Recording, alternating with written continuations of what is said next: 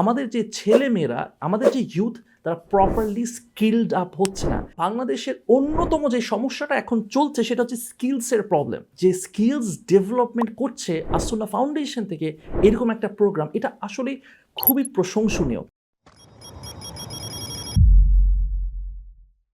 আসসালামু আলাইকুম, আমার নাম নাফিস সেলিম। আমি একজন বিজনেস কন্টেন্ট ক্রিয়েটর এবং পডকাস্টার, সাথে সাথে আমি একজন উদ্যোক্তা। আজকে আমি আসুন্না স্কিল ডেভেলপমেন্ট ইনস্টিটিউটে এসেছিলাম এবং আর্ট অফ সেলস অ্যান্ড মার্কেটিংয়ের একটা সেশন নিয়েছিলাম। আমার এই সেশনের অভিজ্ঞতা অত্যন্ত ভালো। আমি যেগুলো লেসেন্সগুলো আমি শেয়ার করছিলাম স্টুডেন্টসদের সাথে, সবচেয়ে যে ভালো লাগছিল যে তারা খুব সুন্দর করে রিসিভ করছিল।